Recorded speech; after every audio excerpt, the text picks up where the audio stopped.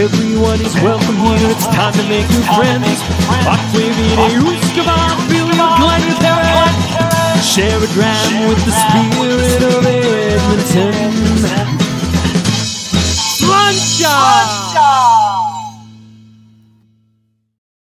We're getting the feedback off of someone's stuff, but that was kind of neat hearing the echo back and forth of that. Good day, whiskey brothers, whiskey sisters, whiskey friends. Welcome to the International Whiskey Journey. We're honored to have you, the viewer, and our panel here with us today. My name's Dolph. I'm the founder of the International Whiskey Journey, and I'm your host. For those of you that are a little bit new to us, I'll explain a bit of what we're about. We are a bunch of whiskey geeks. That's what we are. We love to share a dram and international whiskey, particularly right now, because we don't think they get enough love. We don't think they get enough kudos. And this, therefore, is the best way possible to enjoy international whiskey. We try it every week, every Saturday. Here we are. And we're joined today by Nick Binnera. And Nick Binnera, he's the Slyrs head of sales. And Killian Johnsher from Slyrs, he is a distiller as well as a brand ambassador. And this represents our 7th stop on our journey this summer. And we're coming from, I want to say this properly, New House in Lake Schliersee. It's in Bavaria, Germany, kind of south, almost on the border to Austria and Switzerland. Just kind of down there. And closer to Austria. Yeah, I'm close. Okay, I'm close now. And we're here with Joss and Richard. They're always here. They're the guys. And so what we're going to do right now, we're going to start our round table introductions with their names, the other handles. And we'll start with our panel members, Joss, Rich, and then we'll continue with Nick and Killian. And if you could tell us, gentlemen, as well, what we have in our glasses when it comes to you. So let's start this off. Who do we have now? Let's go with Joss. Hey, happy to be here. It's as Dolph and Rich were saying, it's not quite as early over here in Ontario. So I'm Joss, Toronto Dram Society president, and just really happy to get into some what seems like very interesting whiskeys. Woo-hoo. We're good. And Richard. Yeah, good morning, everybody. Bright and early here on a Saturday morning. Richard here from We Rock Whiskey Club on Twitter. I run a whiskey club here on Salt Spring Island, the Victoria Gulf Islands area, and totally stoked. I've never tried German whiskey before, so this is pretty cool. I'm thrilled to be part of this. And it's beautiful there today. Just look at that. It's gorgeous. Ooh. And that's not a background. That's actually his backyard, guys. Nick. I wish I had the same background as Richard. Definitely looks nicer than mine. Yes, and I'm joining you from Germany. My name is Nick Binnera. I am in charge of the sales at the Slyrs Distillery. I've been with the company now for around about 3 years, and my background was actually wines. So I came from the wine business. I've worked there for quite a few years. My family had a winery. And now I've moved up into the alcoholic ladder, so percentage-wise. So now I'm with whiskey, and it's really interesting to see the similarities there. And yes, I'm really happy to be able to present you our brand Slyrs today. It's a German whiskey. It's a Bavarian whiskey. It's quite unknown yet, but we're definitely working on it to make it more known. And so we're just going to start making our launch in the Canadian market, so which we're really excited about. So step by step, we also hope that we can bring a little bit more of variety, countries of origin, and that sort of stuff to the whiskey community. Really happy to be here. Thanks, Dolph. Thanks, Richard. Thanks, Joss, for the opportunity to be here. And yes, I'm going to now. And we're really happy to have you here as well. And we're going to do our darndest to make this war. We're getting it out to different parts in Canada. So people will be trying this in Ontario, Alberta, and BC, thanks to the 3 of us here. But we're good. Perfect. Next, we're going to go to Killian. Hi, good morning. I'm Killian Jonscha from the Slyrs Whiskey Distillery. I'm been by the factory since 2013, and now I'm the brand ambassador from the whiskey distillery. And yeah, I'm here today for any questions about the producer of the whiskey. And yeah, we had 2 whiskeys, and maybe we have fun. Oh, we're gonna definitely have some fun. So definitely have fun. And like Rich, this is the first time I've had a German whiskey. But anyways, I should say who I am. I'm Dolph. I'm the president of the Alberta Scotch Society and several other things I do online. I'm on Facebook, YouTube, The Spirit of Edmonton, Spirit of Yeg. I'm really happy to be here. And yes, German single malt, German rye. We're looking forward to it. This is my 11 o'clock. This is breakfast lunch for me, so it's very good. It's hearty. We can have barley for breakfast, I think. Couldn't we? Richard, you're more breakfasty than me, so I'm taking my cues from you. If it's good enough for Richard, it's good enough for me here in Alberta. We're good. Gentlemen, some research that I did on the conception story, the beginning of the distillery, kind of varies a little bit. So I'd like you to clarify this for me, because I've got 2 different stories. I've got Florian Stettler was a brewer, and he was traveling for a year in Scotland, and then he saw the similarity between his home in Scotland and the people of Scotland as well, and their attitude, defiance to authority, strong people, he liked that, and he decided right there to start distilling single malt. But I've also heard a different story, that he went to Scotland with the aim to be a distiller. So we went there, and he was thinking he was going to be a distiller. So which one is it? He went there already knowing, or he decided there? I'll leave this, either one of you, Nick or Killian. Nick? I can take over, certainly. Yeah, so it's kind of a mix of both, but at the same time, a different story, even a third story, if you will. So basically, Florian Stetter, who was the founder and basically the innovator behind Slyrs, he became a master brewer, and he learned this at the Hopf Distillery.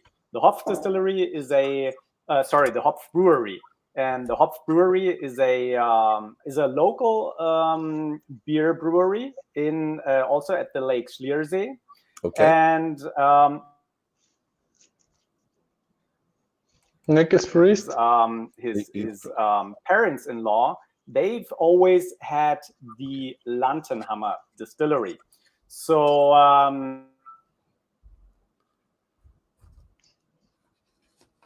frozen again. So he married into the business. That's good. And Killian, do you want to continue the story?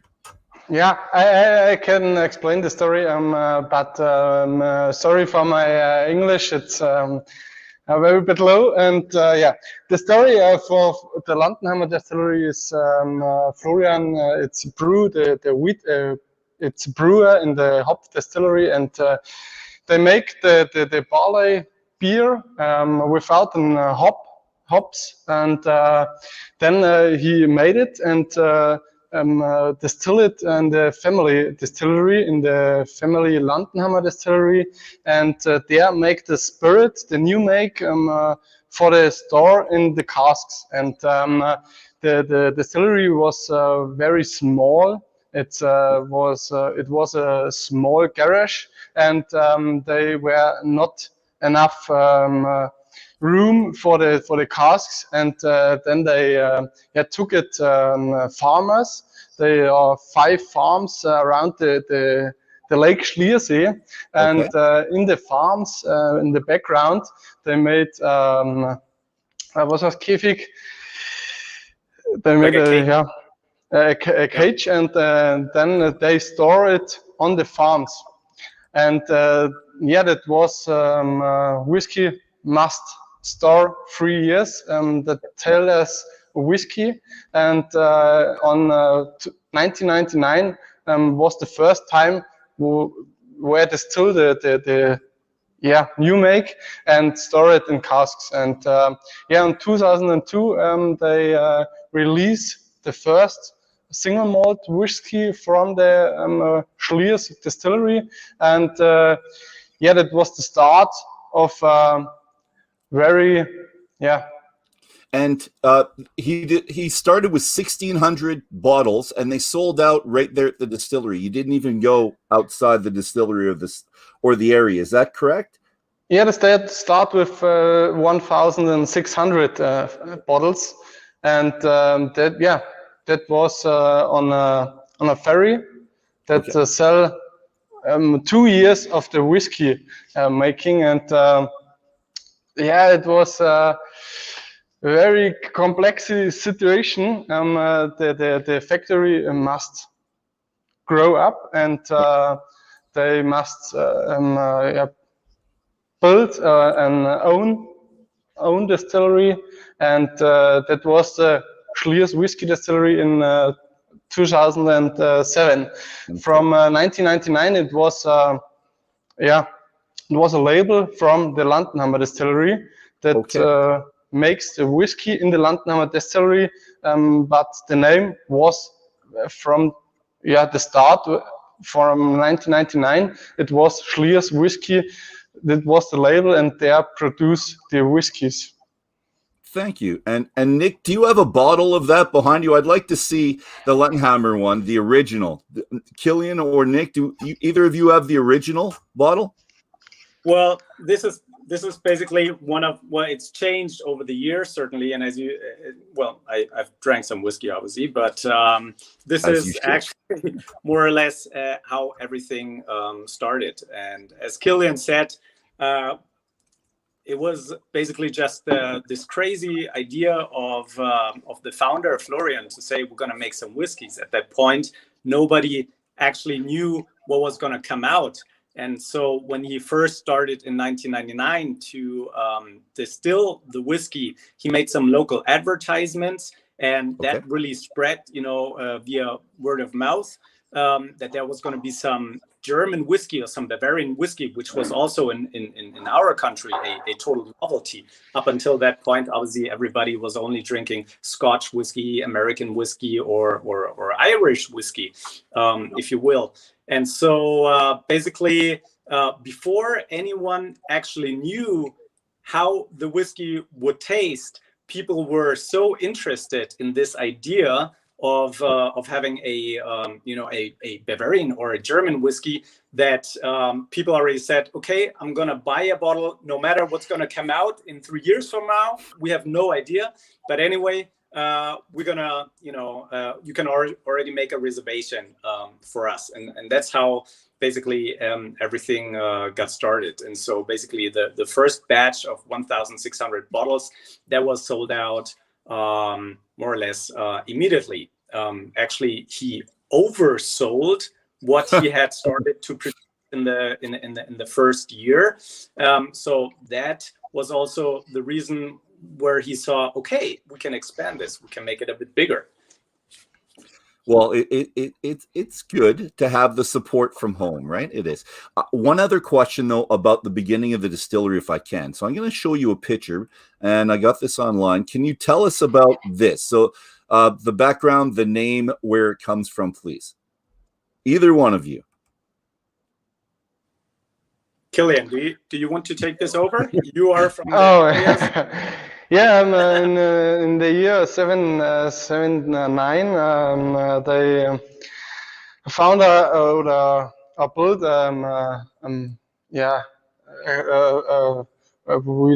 how name the monastery, and there are 5 monks. They have Irish, Scottish roots, and the region they called Slyrs whiskey, but there is an yellow gold stone around the Slyrs, around the lake, and Slyrs called this stone, that was the first name for the region of Slyrs, and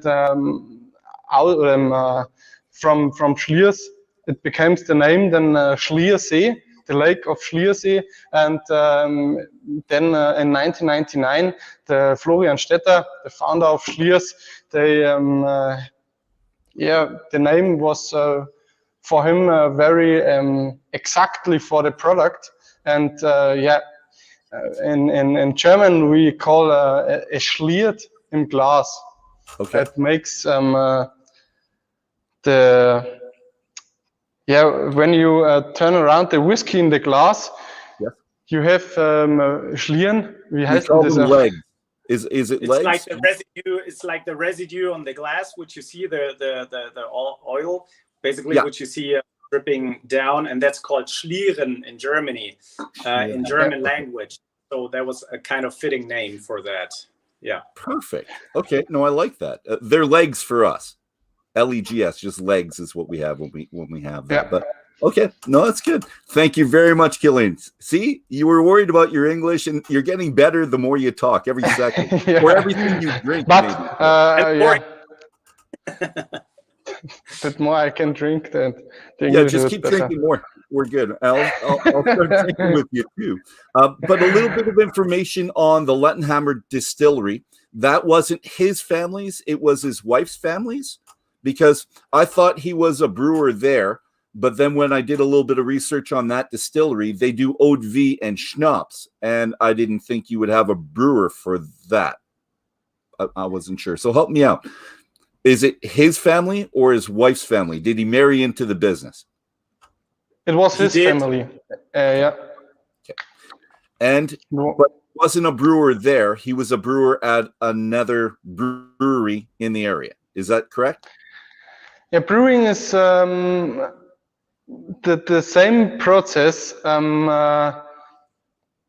the distillery is very complex. Yeah, but the first step, you make the mash.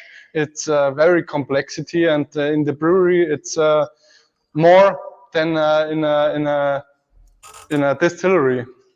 Yeah, no, I understand it, and. Well, I brew beer as well. I love it. But I thought when you were doing schnapps and eau de vie, it wasn't brewing. It was depending on the mash that you're using. So I didn't think he was using grains with the eau de vie and schnapps.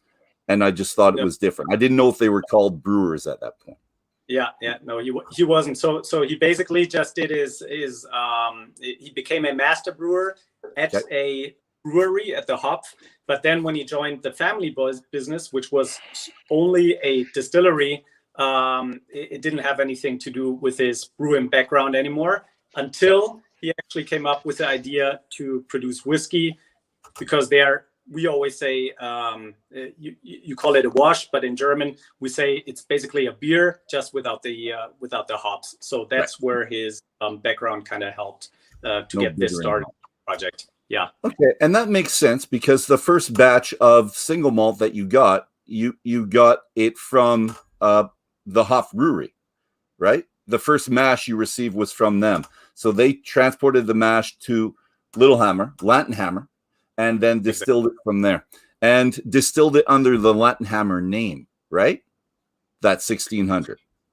It was distilled at the Lettenhammer Distillery, but the Slyrs brand was at that time just a brand name. So it was just like a trademark. Yeah. So that's how it started until we actually built our own company or founded our own company and basically founded our own distillery. And then Slyrs wasn't only a brand name anymore, but it was actually a distillery. And that happened in 2007.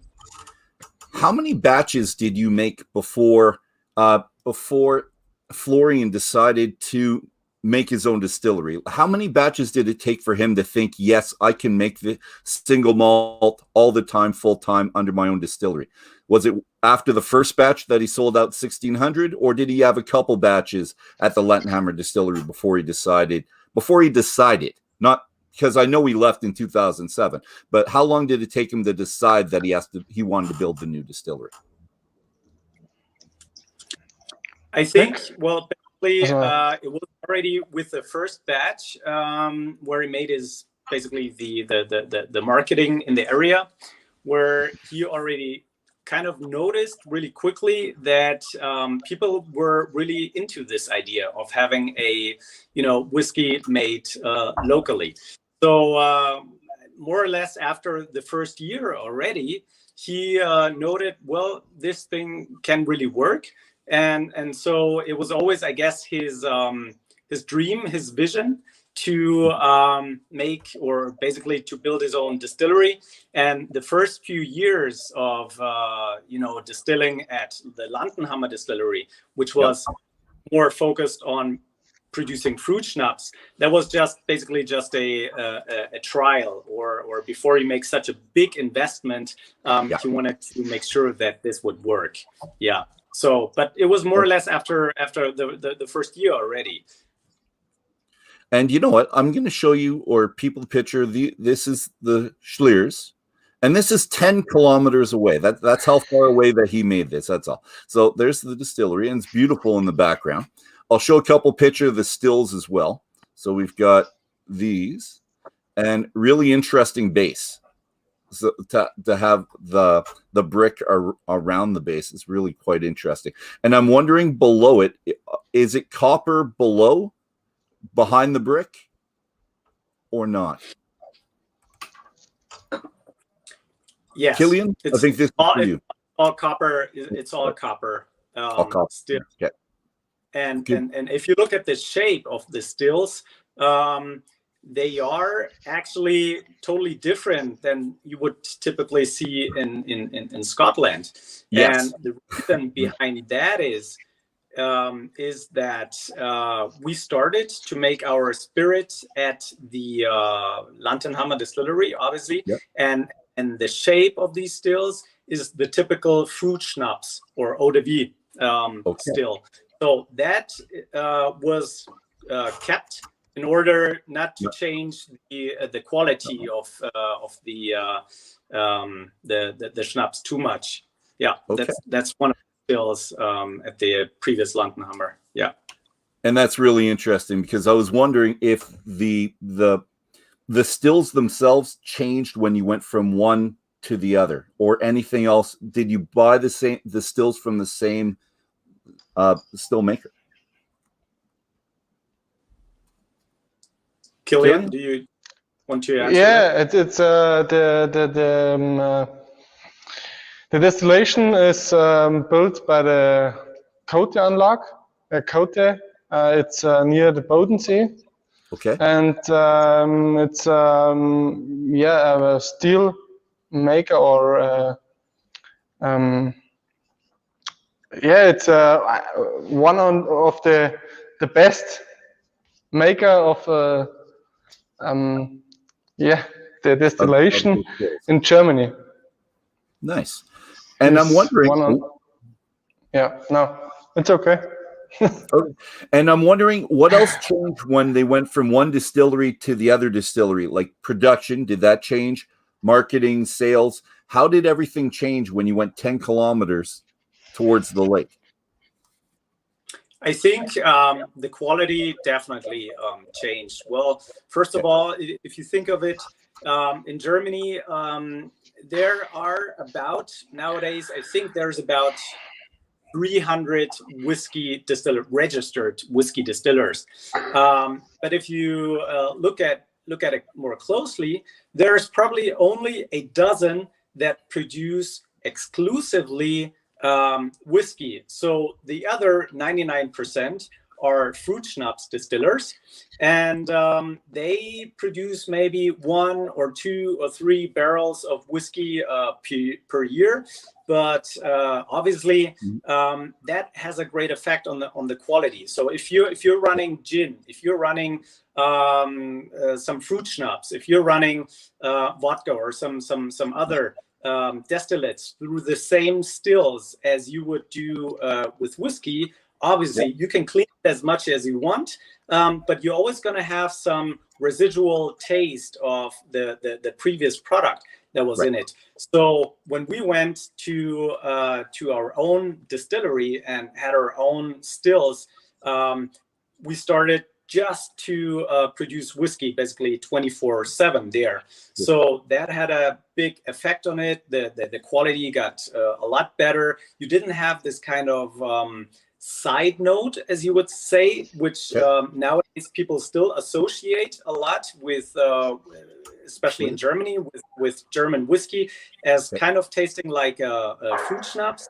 and that comes from those distilleries that still use the same basically stills where they do other spirits on, and so we were able to go into a much more pure quality and a whiskey taste, which was, you know, basically unrefined and didn't have any off notes from some of the other spirits. So that was a big step forward for us going into the own distillery. Also, the fermentation didn't take place at the hop brewery anymore, but we built 3 fermentation tanks just for us, and there we were able to make our own wash just the way we needed it. We had much more experience at that time, and so the distillate became much rounder, much more complex, much milder,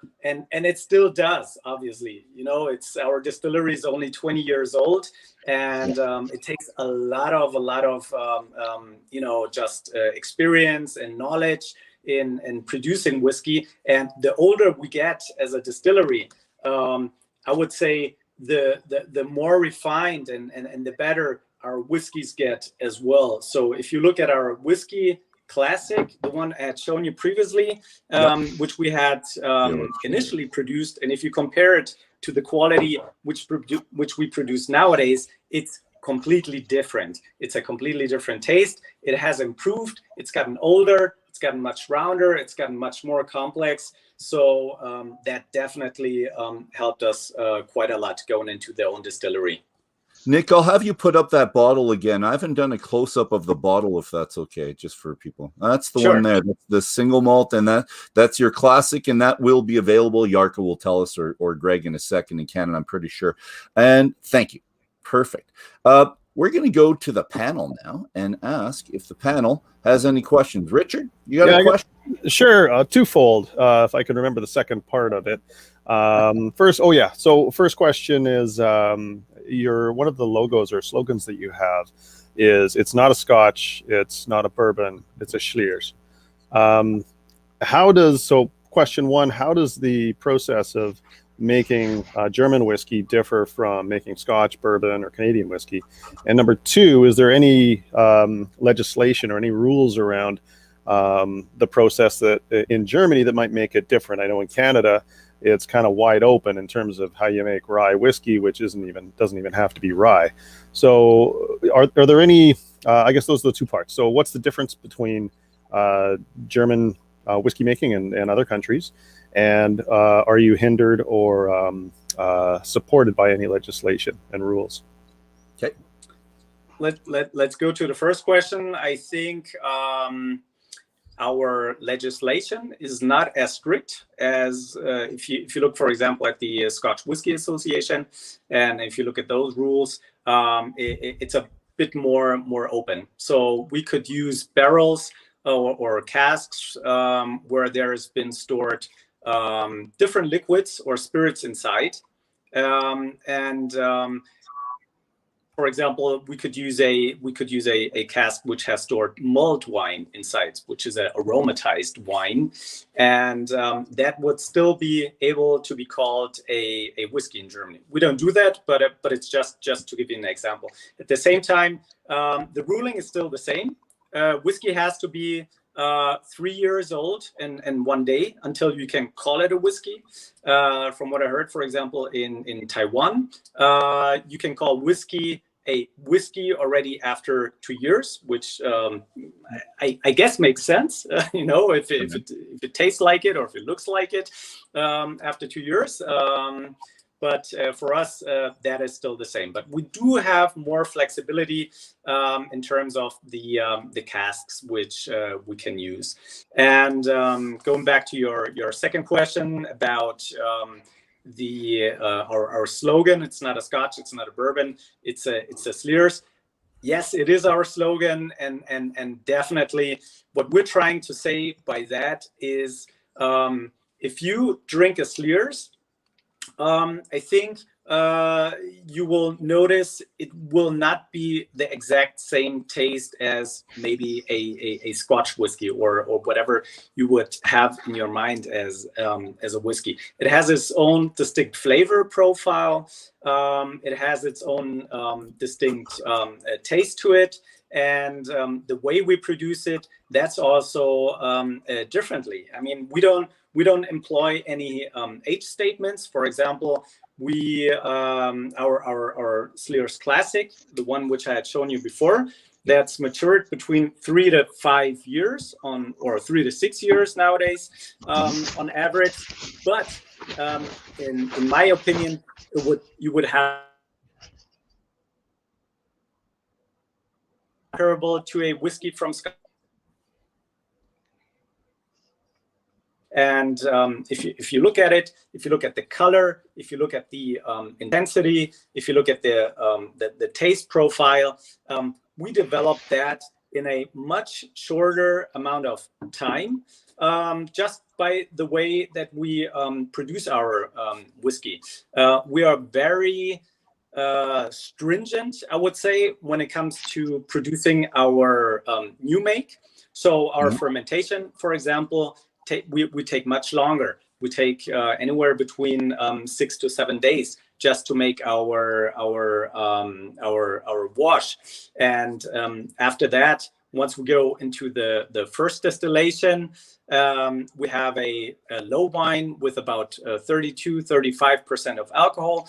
Once that goes into the second distillation, we are very generous, I would say, when it comes to leaving out the heads and tails and also the front end. So from about 1,500 liters of low wines, we only receive about 350 liters of a new make. So we are very cautious about that. Because we don't want to have any of the off notes in there, which if you store a whiskey much longer time, if you have 12 years or 10 years or whatever longer, or if you have a much hotter climate, then these off notes actually are going to add into the complexity. But for us, maturing a whiskey anywhere between 3 to 6 years, we need to make sure that our new make is already super clean and super fruity from the very beginning, so that after 3 to 6 years, you already have a whiskey which might taste like a whiskey which has matured much longer. And maybe just a last step which really differentiates us: we don't use any ex-bourbon casks, so we use new white American oak virgin casks, basically for all of our whiskeys. That's the start, and that really separates us. And people ask, well, why do you do that? Why do you don't use ex-bourbon casks? For us, we just have found out that in our climate and for the new make which we produce, that actually results in the best quality, in the best whiskey. And so I guess that would kind of set us apart from maybe some of the regions which are much more from known whiskey producing regions. Yes. Excellent. Thank you, sir. I'm going to go to a question on the side, and then Joss, I'll get your question if that's all right. But here's a question from the sideline. How many casks of whiskey Distillers have laid down now? And this is also part of, and how many are you producing every year? Killian? So, and I'm picking on you, Killian, because you got all those casks behind you. That's not a picture. He's actually in that room with all the dunnage warehouse. Yeah, here is one of our oldest warehouse. It's on the distillery. It's the nearest on the distillery. We have on the factory, we have 1,500 new American white oak. At the background, I have 600 of the new American white oak, and at all we have 3,500 whiskey casks. There are 3,000 casks are New American White Oak, and the other 500 are white wine, red wine, rum casks. It's German oak and French oak. It's more European oaks. It's one charge. It's 20 virgin oak casks, or then Pinot de Charentais Fässer, Amontillado sherry casks, very old Pedro Jimenez and Oloroso sherry casks. They store the sherry for 40 to 60 years, and it's very complexity aromas that finish the whiskey. Thank you. And I've got several other questions about the wood as well, but I'm going to let Joss ask his question that he has now. What you got for us, Joss? Well, I'll take it away from wood here for a minute, but I just wanted to say I find it really interesting that a lot of places will just take a bottle and make a new product and just keep slapping the label on the same bottle. But you've got two different products here, two different shaped bottles. I think that's pretty cool. I love the little attention to detail here on this cork, for example. You got a little raised bevel, and there's this, I don't know, it's got some nice character to it. Anyways, but that's more commentary. My question would be, for example, if I jump over to the rye, you talk a lot about, just right here on the front, it says that you use and you source local ingredients. Is that only true of your rye, or do you try to do that with all your products? I mean, otherwise, other than, let's say, the oak barrels. Definitely. No, I mean, I think that's one of the main things for us as well, is to make sure that whatever goes into our product really comes from the region. And so basically the malted barley we source just from around Munich. Munich is about 15 minutes drive from Lake Slyrs, where the distillery is. So we basically source everything from Bavaria. And that was also the idea of the founder, that I don't want to, which you see nowadays a lot, I don't want to just build a distillery and then basically just copy basically a Scotch style or some other style, and then import my barley as cheap as I can from whatever region, and then call it a I don't know, like a local whiskey from a different country. But our idea has been from the very get-go really to make sure everything comes from the region. So the water we source is just 800 meters away from our distillery. It's fresh alpine water. I should say that our distillery is located right in the Alpine Mountains. So we have this really fresh and very clean water, which we use for our distillation. At the same time, the barley comes directly from the region. And one of the things also which I should mention is, not only do we source it from a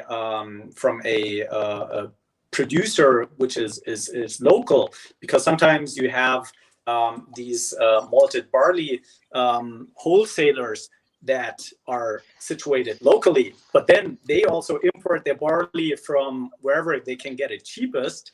But we don't do that either. We make sure that the supplier, which we work with, also gets all of their ingredients from the region, and that's important for us. So wherever it says Slyrs, it's a Bavarian single malt whiskey, it should be known that there's also just Bavarian ingredients basically inside.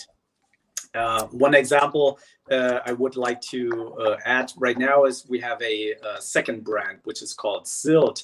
It's a whiskey which is basically produced on the Isle of Sylt, which is in the north of Germany. It's our peated version of a whiskey. And for many distilleries outside of Scotland that produce peated whiskies, they cannot really get their hands on local malted barley, which was peated, because it just doesn't grow there. And our sub-brand, the Sylt brand, basically gets the peat directly from the Isle of Sylt in Germany. We're the only distillery that has a license to get peat from there. So with anything and everything which we do, we try to source basically as much as possible, really just from the region. And I guess that kind of sets us apart as well. Yeah, that's really cool. And you also have your single malt still smoked as well, beechwood smoked. Is that correct? So you've got peated with Sylt, but down where you are, you're still smoking it, or it's still smoked over beechwood. Is that correct? It's just it's one of our special.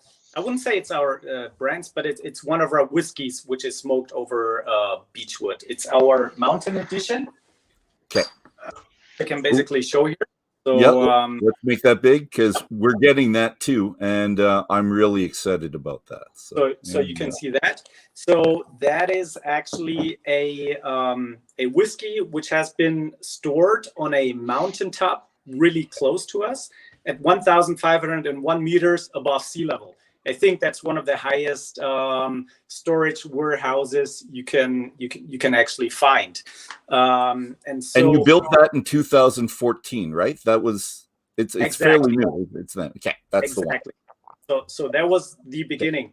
And for that particular whiskey, we also use the malted barley, which was dried over beechwood, and that's another example where we said, okay, at that time we didn't have the license to get peat from anywhere in Germany, and instead of us saying, okay, so we're gonna import peated barley from some other European countries, we said, look around, what do we have here in the region? What could give us a distinct flavor? What could give us a distinct taste?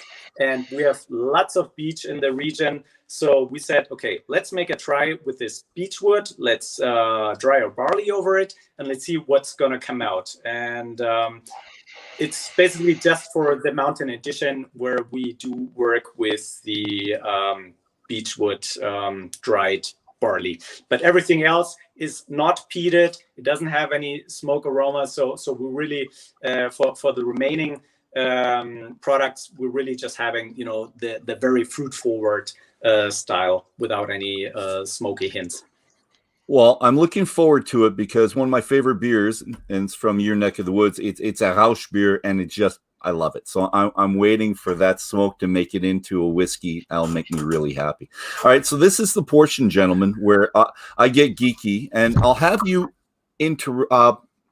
correct me if I say anything wrong, because I go through the specifics about the distillery for our geeky friends out there, because we have some, and well, I'm one of them. So just correct me if I'm wrong, and I'm going to go through it. So you use 25 tons of malt per month from Northern Bavaria. And this comes from a specific farm, I think, but I'm going to ask you what their name is, if you remember, or if it is one specific farm. This was really interesting to me. Fully automated and computer-controlled mashing and fermenting. And Killian, can you tell me about that? Because I'm wondering, because I didn't see washbacks in there, but Killian, you said you had the fermenters. So tell me what the process is, please, for the computer-controlled mashing and fermenting. The computer-controlled mashing is it's a computer that waged the malt, the grist. We have an own mill, and in our barley silos, they store it. We need 40 tons in the month. 40, yeah. It's on 500 tons in a year. Nice. And there are 50 tons of smoky barley with beechwood smoked, and 50 tons of the Sylt malt, and 400 tons of naturally malt with only fruit and malty aromas without smoke and peat. and we need it, and the computer wedged and mill automatically the barley and mashing automatically. That calls we have more recepts, and we need it. And our breweries, they are very it's a perfect perfect controlled mashing, and you can produce on day for day and perfect mash, and you have the perfect spirit still. Okay. Well, your mash takes, and I'm going to keep going with the list. Mash takes 3.5 hours to complete. It's a 7-day fermentation. It creates a 6% roughly ABV wash. You've got two 1,500 liter wash stills, and they produce about 350 liters of low wines, and Nick said 32% is what it comes out. We've got about a 14-hour distillation. You've got one 1,500 liter pot still, which produces 400 to 500 liters of hearts at around 70%, which is kind of low, which is good, I think. And there's a reason for that. I'm going to ask you for it. I was wondering how many liters were produced per year, because I've heard 50,000 liters produced per year, which seems really small. And I'll just say heads and tails are discarded, so it's a very tight cut, and the spent grain goes to the farms. But is it still 50,000 liters per year, or have you gone way beyond that? On time, we produce 75,000 liters. Yeah, the 50,000 liters was until 2016 that we built the new building, and we have a bigger produce or distillery. We need we produce till 2016 Monday till Friday, and on time we produce the weekend. Okay, 7 days a week, you're busy. And you distill it to 55%, goes into 225 liter virgin American oak casks, and it's from a place called World Cooperage. Now, and you could tell me, Killian, is it a heavy toast, and is it a light char number 2? What's the toasting and the charring on that, please? It's a heavy toast, and it's the toast number 4, or the toast char number 4. Char number 4, so heavily charred. Okay, good. Yeah. And you also we could add that that's for some of our whiskeys. So for the main part, we use a heavy toast. Yep. Just a heavy toast. But okay. For our rye whiskey, for example, we use the so-called Crocodile Toast. Crocodile, because if you go into step 4, it's really broken up. It looks like a crocodile skin. That's where we use it, or we did a special edition that came out with our 12-year-old came out with that as well. But usually we just employ a heavy toast. Thank you very much. And we're going to talk about the rye in a second. We're going to do the tasting notes, gentlemen, on the rye right when I'm done this, if that's all right. We also have barrels that you get, Bodegas Tradición in Jerez, for some special finishes as well. And this was said that you transport all of your barrels fully made, so they don't take them apart and reconstruct. You have them fully made when they arrive to you. And I'm wondering why you do that, because the cost is substantially higher. But maybe it's not, because maybe you don't have a cooper to reconstruct it for you. I'm wondering. Yeah, but it's at the same time it's a quality issue for us as well. For example, the Spanish bodega, the Bodega Tradición, which we work with, it's a very renowned small high class sherry producer. And so the casks which we source from there, they are partly 60 years old. So if we were to take that apart, just to save on a little bit of logistics cost and rebuild it somewhere closer to us, the owner of that bodega, he would chop off our heads. He wouldn't want to be working with us anymore. So basically, these are high quality casks. Yes, they are more expensive, but at the same time, they are in terms of quality, they're much higher. And the same with the American casks, which we get from Cooperage, as you correctly said. We import them as a whole. We did a try to work with a European cooperage that would assemble it for us here, but the test we did just didn't really work out. So about 20 to 25% of those casks that were leaking, and it just wasn't the same. So we don't shy. I guess that's one of the important points, is we don't shy away from the cost so much. For us, in the first step, it's more important to look after the quality and to make sure that that is right, and the cost is a secondary step. All right, thank you very much. And gentlemen, you know what? I'm going to save the next question for after this. Let's get into the rye, because I'd like to talk about it. I love my ryes. It's my favorite type of whiskey. I love Scotch. I'm president of the Alberta Scotch Society, so I'm supposed to love Scotch more. But rye is my thing. This is my bag. So, Richard, Joss, what do you think about the nose, gentlemen, coming out of the alligator char? Go for it, Rich. You want to? You go ahead, Joss. I got a 14-year-old interruption here. You go ahead. No problem. Well, I gotta say, my preferred whiskey might be a little different in order than Dolph's, but I love this rye. It's got right out of the bottle. It has just a great nose to it, and something kind of tying both products in. There's almost like a bubble gum kind of a sweetness to it that I love. And then I find a lot of ryes, like especially and again, I'm not saying this is a young rye, but younger ryes will usually you get that heat right at the front, and this kind of floats in your palate, and then it sits and it sits and it sits, and then the spice slowly starts to come in. Some of those woody notes start to come in. So it's a treat. I'm really enjoying this. Excellent, thank you, sir. Rich, you got the hug from your boy, which is nice to see. You make my heart go. I think it's his first time on YouTube too, even if it was just his arm or whatever. So yeah, he's headed off to work at a cidery. Yeah, he's headed to a cidery. So hopefully when he's old enough, he might enjoy this kind of stuff too.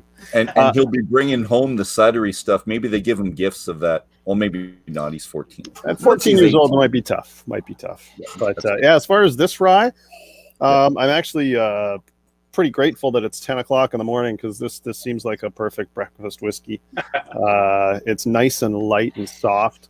There's nothing overtly robust about it that's dominating. I get notes of chocolate and a light coffee, some cinnamon in there too. Yeah, and the mouthfeel. I think Joss was talking about how it just stays in there for a little while. It's a perfect breakfast whiskey, I think. So there you go. Thank you. I agree completely, and the lightness of it. Mine's been in the glass now for probably an hour and a half. So a half an hour before we started this, I poured it, and it does change over time. So I've got to say that. And when it first comes out, it's stronger. It mellows out in the glass over time, and I like this. And the finish as well. Finish is really sweet for me. How about you, gentlemen? Do you get the caramel at the end? That's what I'm getting now. Go ahead, Joss. Yeah, no, I mean, I totally agree with you, Dolph. I was going to say, when I first poured it, I found that the nose, which was much more present, and then kind of over time, it kind of it mellows out for sure in the glass, which is, but mind you, I do like to have those powerful notes, so I keep pouring more in my glass, which is a problem. Well, I have to talk a lot more on this, so I think it lends it to you. You do all the drinking. That's good for a bit. I'm going to go to Nick though, because you've been trying this along with us, right, Nick? You have rye. I have the rye here with me. Yes, certainly. Gillian, you as well. Yeah. Oh, perfect. So we'll hear from both of you, gentlemen. Did we leave something out that you like to highlight with the rye? Well, maybe one thing to add is that for us, the rye was a new project which we came out with last year, 2020. So Slyrs up until that point has really been just a single malt whiskey distillery. And we've been producing all sorts of malted whiskies and all sorts of cask finishes. But it was, it came to a point where we said, okay, so let's look for something new. Let's look for something where we can, also bring to our fans, something totally new and exciting, which they wouldn't expect from us. And so that's where we set ourselves on this rye project. And it really took some time to get it the way it is. And once again, it's not your typical rye as you would normally have it. It's also a rye with a, Bavarian or with a Slyrs character. And it's super interesting because wherever we present it, it's kind of totally people are shaking their heads. They don't expect it. It has a very distinct note to it. It's different than what you would normally expect, and that's good this way because if we just copy let it be an American rye or whatever, it wouldn't be any reason for us of being. So we have to do it in kind of a different way. And I think we've achieved this with this rye very much. And we send it out to lots of tasting competitions, international juries, be it the World Whiskies Awards or the San Francisco whiskey or spirits competitions. And the rye usually wins, really, really nice awards and really nice medals. And so it's, I think, something very unique and something very special. But the way you had described it, I think there's not so much more to add to it. And I think he's a distiller. Maybe he can add some more to it. I think it's lovely as well. But it's unique, but it shares, it's reminiscent of Millstone 100 rye, which is my favorite rye. But this is the first time I've tried yours, and they've been making this Millstone 100 for a while. It's different on the palate, but the nose is very similar. And I don't know if you had some type of influence from them, maybe at one point in time. But Killian, I'm going to run it over to you because I want your opinion. And Richard and I, and Joss probably as well, would think of this as a breakfast whiskey. It's a good breakfast whiskey. I agree completely. It's got the malty, no, it's not malt, but it's kind of the sweet character, and it's light, and it's very aromatic. So what else you got for us, Killian? Yeah, to the rye whiskey, it's the mash bill. It's 70% of rye whiskey, rye malt, and 20% of wheat malt, and 10% of barley malt.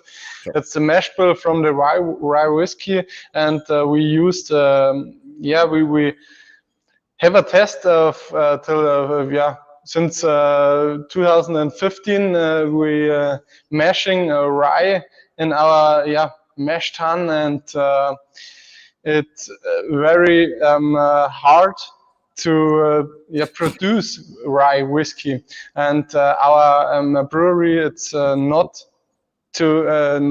built for making rye whiskey or rye beer.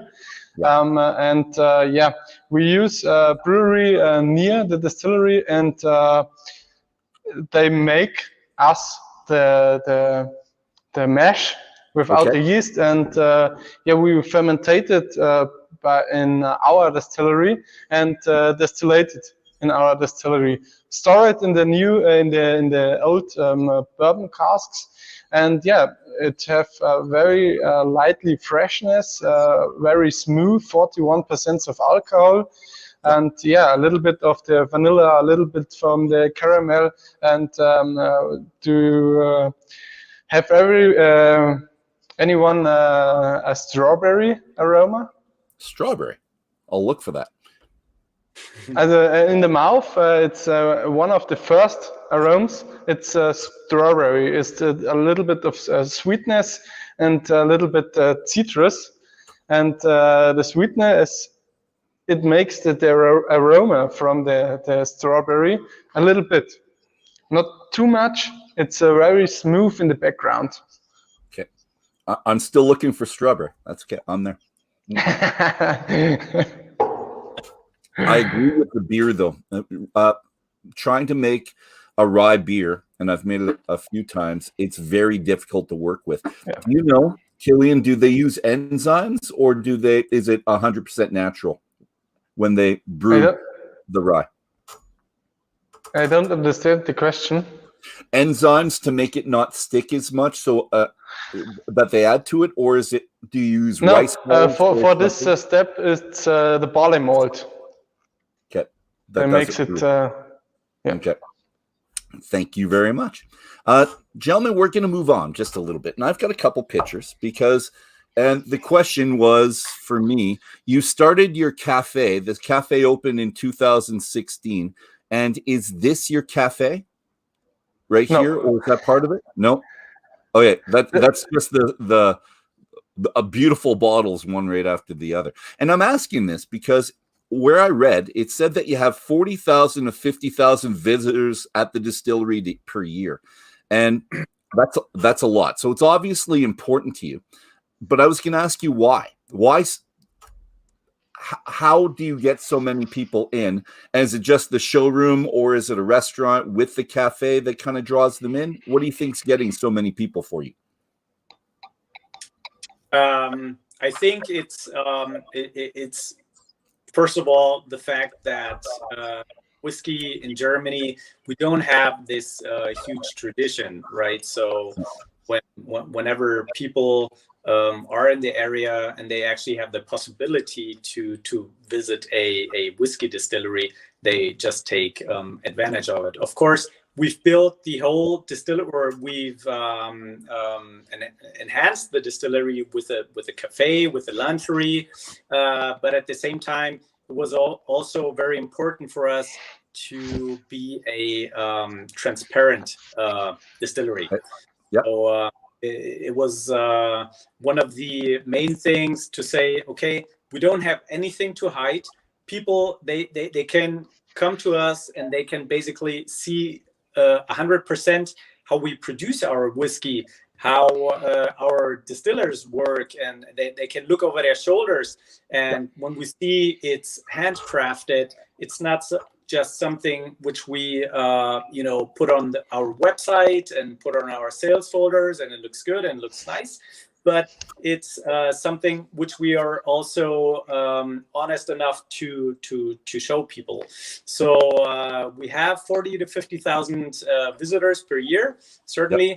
Yep. And they just enjoy being there, experiencing the brand, the distillery life. Being able to ask our distillers, or even our managing director, who's directly at source, there to ask questions, to have a chat with him. And I think that's one of the charming things about Slyrs, is that we're not an industrial-sized distillery, but people can go there, and it's a very family atmosphere at front, and that's what's important for us also to portray with our distillery.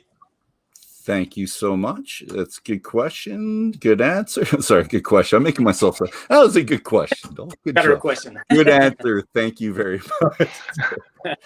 You know what? I'm going to do kind of three things all at the same time. So, Rich and Joss, we're going to taste the 51 in a sec. So the single malt 51.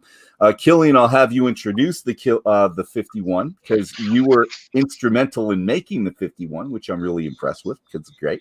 But tell us, please, first about this, because I want to stay on the distillery. You have a program called Distiller for a Day, and I'm wondering how available that is now. Are you still doing it during COVID times, or are you started again later? Who teaches it? How long does it take? What do you learn? And do you get to take something home with you, like a single malt, something like that? So if one of you could do that as we're trying the single malt, would be much appreciated.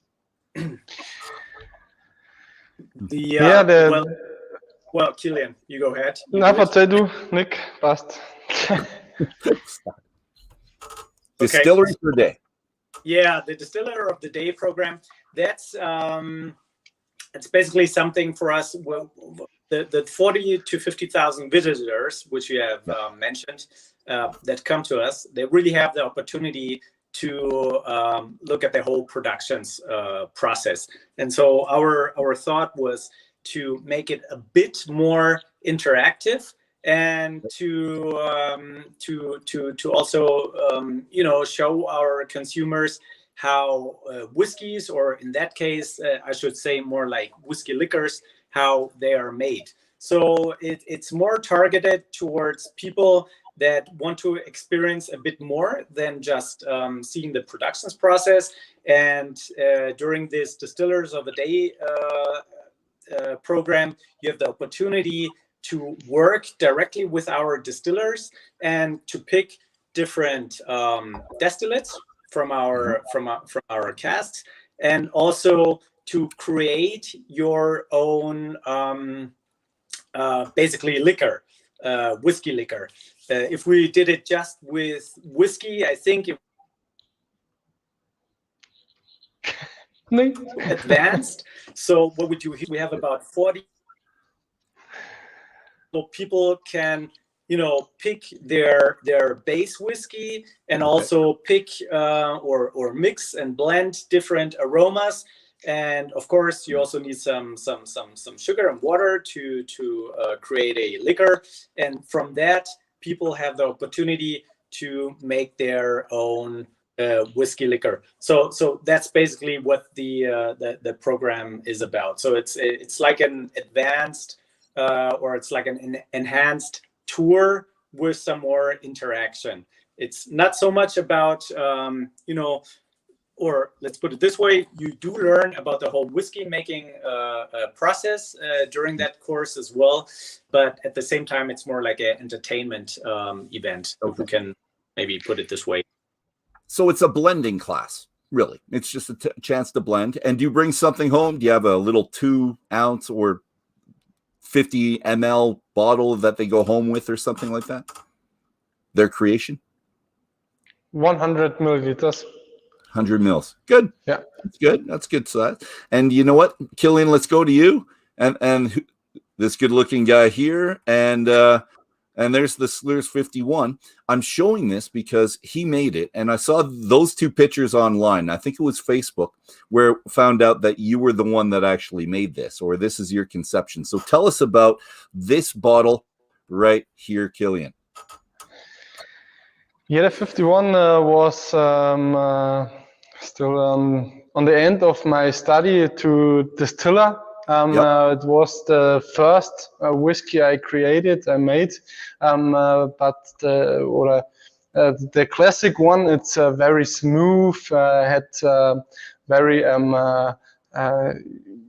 smooth character, and I will make a whiskey for the mans, and it's very strong and a little bit sweetness. The 51 have 51% of alcohol. That's a little bit. Our cask strength is 57%, and we made a blend whiskey from our distillery. The ingredients are 5 years old whiskey from New American White Oak with one of our finishes that brings a little bit sweetness and a little bit of smoke aroma that have you in the nose.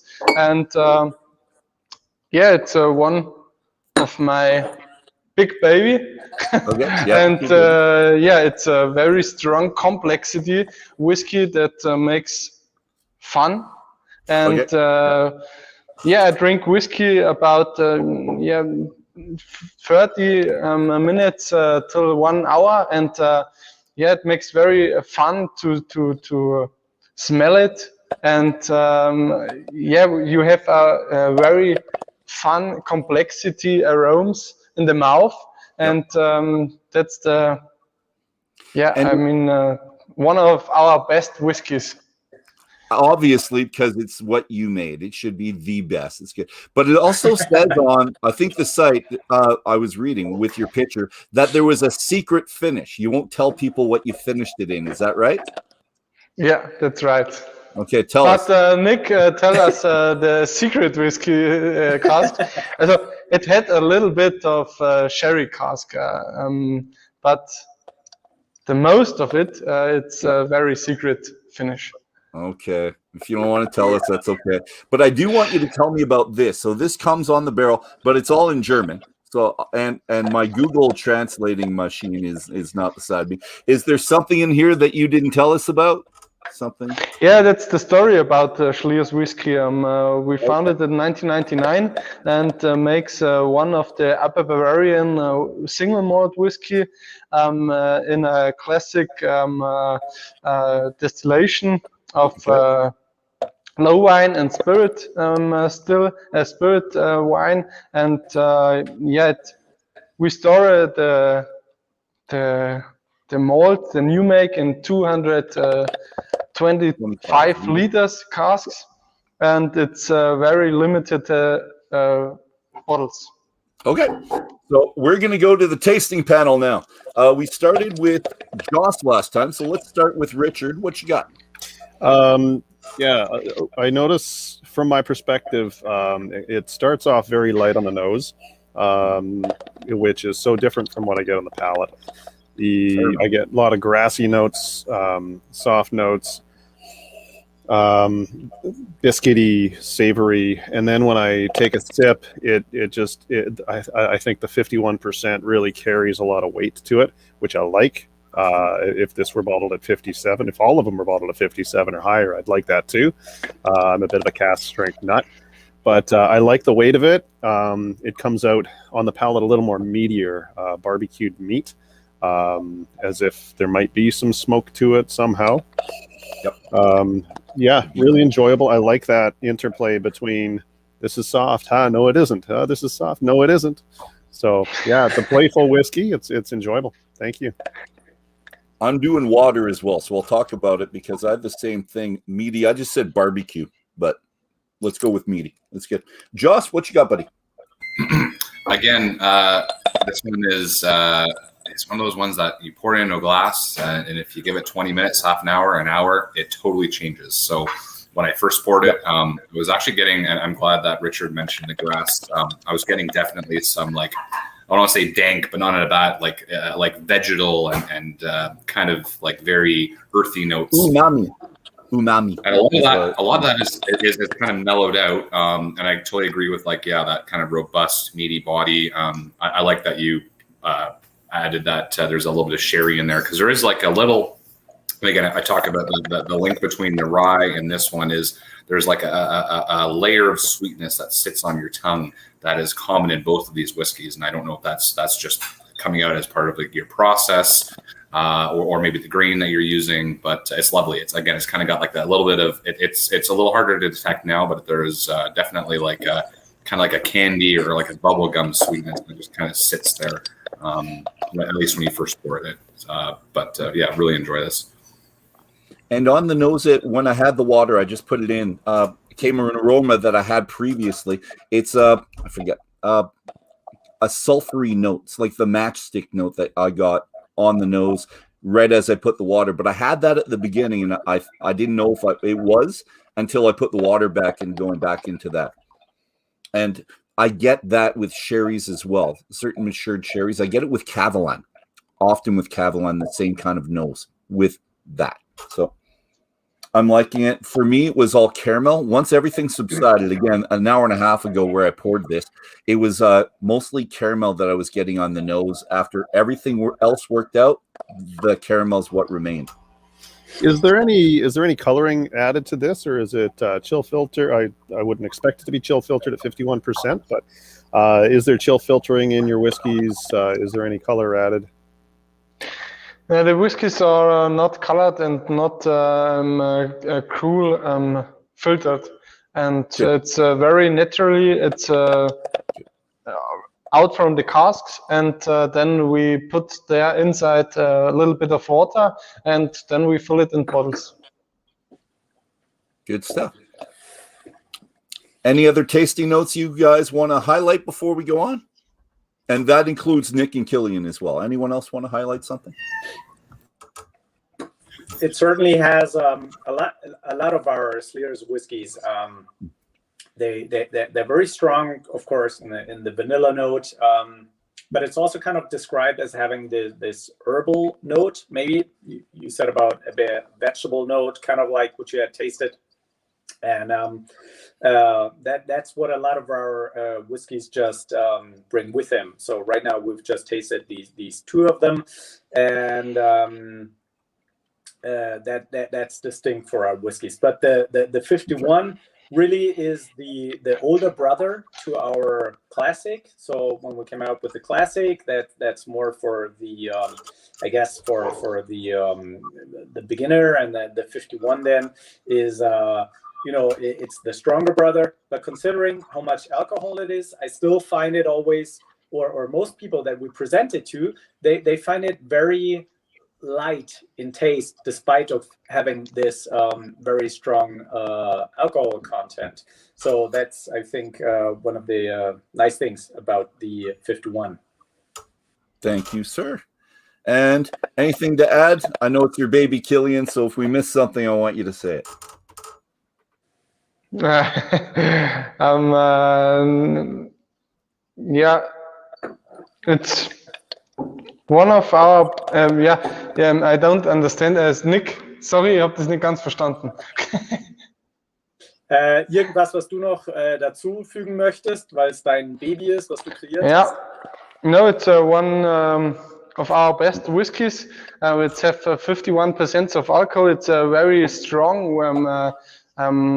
body, and have a smooth aroma, and the alcohol is very in the background. It's not at the first, and I love it. Thank you very much, kind sir. I'm going to have one last question for myself, and then Richard and Joss, you'll have a chance to either comment or a question at the end. But I have an article from Asia Importer News from March 3rd, 2020, and the title is Slyrs Pioneer with an Innovative Spirit with Bavarian Charm. Now, they use these three descriptors for your whiskey. They say variety, quality, and character. And then they talk about the distiller. They give three descriptors for the distillers. They say instinct, love, and experimentation. So are you okay with these? So variety, quality, character, instinct, love, experimentation. Sounds like they love you a lot. Do you agree with those descriptors for your whiskey and for your distillers? This guy right here. Does that sound good, Nick? Well, in total, sure, we can agree with that. Why not? Thing, maybe to change, it's not so much about the instinct, but it's maybe a bit more about the distinction. So as we had previously mentioned, it's not a bourbon, it's not a Scotch, it's a Slyrs. So that's definitely something which we're really proud of. We're making whiskey our own Bavarian kind of way. So it's basically not just a copy of what you would consider a single malt whiskey, but it's it has our own touch to it. And then, of course, if you're at site, if you have the chance to actually visit the distillery and to talk to our people, to talk to the distillers at source, you will find there's a lot of love and passion for the product. Most of these bottles which you have in your hand, they've been hand filled. So we're not this industrial sized distillery, not at all. But a lot of what we do is we still employ a lot of manual labor, and we really don't want to change that, because we think that really makes a distinction. And also the way we produce our product, we don't look for the cheapest ingredients at all. It's all about the quality. It's all about small batches, and if it costs more, then it can cost more. But that's what our brand basically stands for. So that's maybe two of the things which I would like to add. And the third thing is the innovation, the innovative part. So with our Mountain Edition and also with some of the casks which we do use, where we have the possibility to use them, I think we always bring out something new and innovative. For example, last year we've launched for the first time our Oktoberfest edition. So nope. I got to show that to everybody. I love Oktoberfest. Let's see that again. Okay. Nope, show us again, Nick. Show it again. Okay. Yeah, I want to see the big one. There we go. There you go. I hope you can see it. Nice. I want it. So that's one of our whiskeys, which has been matured in IPA barrels, in beer barrels, and that's just one of the examples. But we also experiment a lot with our Mountain Edition, which I've talked about earlier, to say, okay, we're not going to use peat, we're going to use beech wood and see how that's going to affect it. So, there's different ways how we just, play around with our whiskey, and during production and during the maturation, different casks, which we just employ, that really help us to always kind of like set some new standards or some new innovative whiskeys. Excellent answer. And as a teacher, I like the wordplay. Instinct to distinct. It was very good. But I'm going to hit you up for that bottle. I'm doing a tasting with my group on International Beer Day. I'm doing it. Beer finishes, and that would be perfect. I need that. I need that bottle. Need it. Last comments or questions? Let's start with Joss, then go Richard, and then we'll ask Killian and Nick. So, what do we got, Joss? Well, I guess, while we were talking about it's coming over to Canada, what types of bottles are we getting, and what provinces can expect to get? I'll show you as we do that. Let's make it little, and they can tell you, but I've got this from Yarky and Greg already. They told us before, and let's find it. By the way, we're coming on. I did show you this. They're going to go show you, but this is what's coming. So along with the 51, the Sauternes cask, but very malt and rye, those are the starting expressions. And they'll throw in a bottle of the Oktoberfest 2021 for me. Any other questions, everybody? Sorry. Selfless plug, I know. Well, I can add something to it. There's also going to be a Sauternes cask finish. So nice. For those who know what Sauternes it's a French dessert wine, and it's really interesting kind of seeing this interplay between our whiskey and an ex-Sauternes cask. So that's going to come to Canada as well, next to the rye, the 51, as well as our classic finish. Beautiful. Thank you very much. Anything else, Joss? I'll pass it to Rich. I mean, the only other thing that really jumps in my head was I'm seeing Killian sit inside that warehouse, and he looks pretty comfortable. But I understand it's also March over there, or March, it's summer over there right now. And so I was wondering, are your warehouses temperature controlled, or do you just kind of let the elements do their thing? Good question, and especially in the mountain one too. Yeah, definitely. So the interesting thing maybe is the mountain warehouse, which sits on top of the mountain. It's 1,500 meters. There you have 30 degrees during the summer, which gets really hot. And then during the winter, you have minus 30 degrees. So you have these huge temperature fluctuations of 60 degrees during the seasons. And that really, helps us to, I guess, helps really to create a very distinct flavor, because the whiskey, it gets sucked into the wood and then it gets pushed out of the wood again. So there is kind of like lots of interplay between the seasons. And if you look at our normal warehouse, we kind of try to temperature control it, but it's it's fairly steady. Killian, you can say more about it, about the temperature in the warehouse where you are right now. Yeah, all the warehouses by Slyrs is temperature controlled, and it's the temperature is by 70 till 25 degrees in the winter, 70 degrees, and then the summer maximal 25 degrees.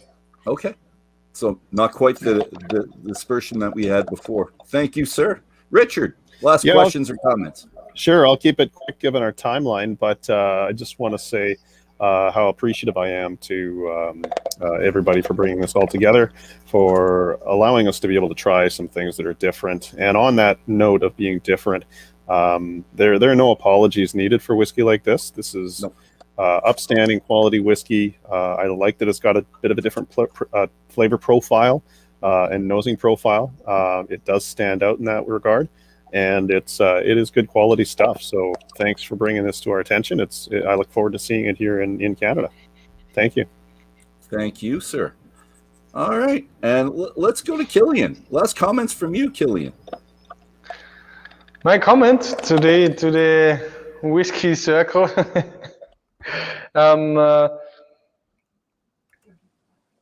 Yeah. No extra comments. Says it all. Just make the whiskey speak for itself. That's fantastic. How about you, Nick? Yeah, we make whiskey with a great passion. And it shows, buddy. Thank you very much. Nick, how about you? Well, I would like to thank you very much, Dolph, Yarka, Greg, but also Jas and Richard for having us, for being here, and also for your club members to visit us. I know it's early in Canada. Over here it's 8:30 p.m. already. So we have a bit of a time difference. No, but in the end, it's really nice. Thank you very much for us to give us this opportunity to present our whiskeys. It's definitely something new. I hope you've got to experience something exciting and something which we haven't seen before. And we look forward to being maybe in the market at some point in future. And I hope you enjoyed our whiskeys. Thank you very much. Well, I'll speak for Joss and Richard. We loved it. We're good, and we'll be sharing our bottles with friends out in our respective parts of the country. So it's going to have a nice kickstart where we are in Alberta, BC, and Toronto.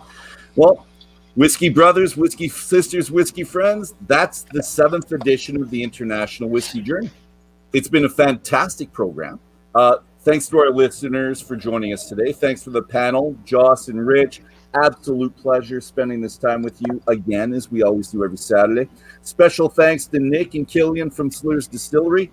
We learned so much, and we had a lot of fun. We really did. So join us next Saturday, September 4th, 7 o'clock p.m. We'll be continuing our 10-week international whiskey journey with Leopold Brothers Distillery from Denver, Colorado. I'm looking forward to it. So should you. And as a final note, if you don't want to miss a thing, you click like, you click subscribe, and we'll be happy. And here we go. Hold up a glass there, gentlemen. As always, here's to good company, all of you and the people watching tonight. Here's to good whiskey, the Slyrs, and the rye, which is a whiskey. We got to do it. And here's the conversation. Good, happy, great conversation. Have a fantastic day, gentlemen, and cheers to everybody out there. Cheers.